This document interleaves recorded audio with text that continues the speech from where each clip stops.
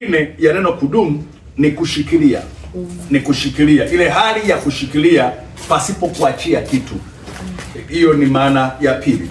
Lakini maana nyingine ya neno kudumu ni kuhudhuria bila kuchoka, kuhudhuria bila kuchoka. Hiyo ni maana ya kudumu.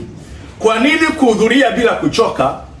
Kanisa la kwanza hawakuwa na ratiba kama zetu, labda za Jumatano na Ijumaa. Wao kila siku walitumia muda wao hekaluni.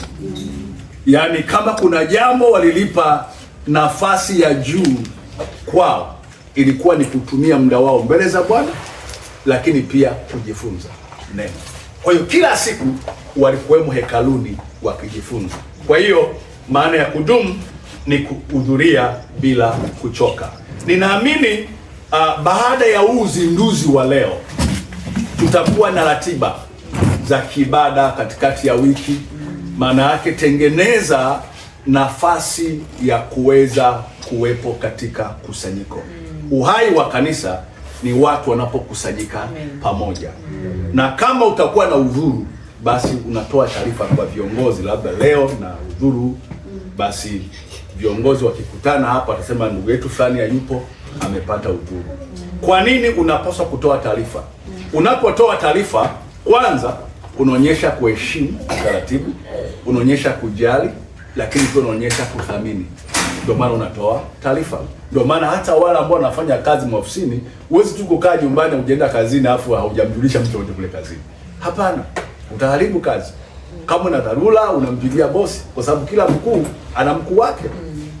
Bosses, nimeshindwa kuja leo, labda ninaumwa, labda mtoto ana shida, labda mama nimpeleka hospitali na vitu kama hivyo. Kwa hiyo ni vizuri sana tuweke kiwango kizuri katika kanisa letu jipya hili la Faraja Christian Center chini ya Beroya Assemblies Church.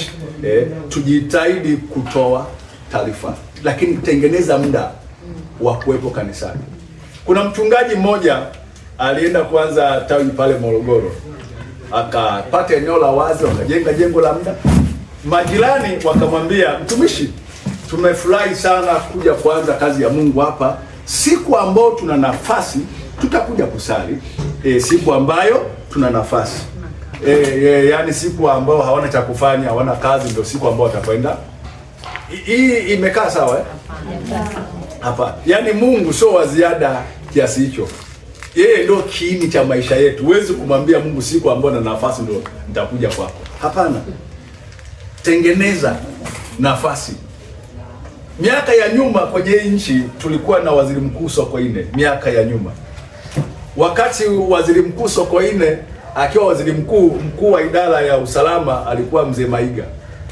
Siku moja Sokoine akamweleza mzee Maiga kuwa bwana, nitapie chuo nikasome. Maiga akamwambia, mheshimiwa, na kuona unaingia saa 12 ofisini, unatoka saa 12, ukifika nyumbani ukisha pumzika kidogo unakaa tena mezani kuendelea na kazi mpaka saa 7 usiku unalala, saa 10 huko macho ofisini, utasoma saa ngapi? Sokoine akasema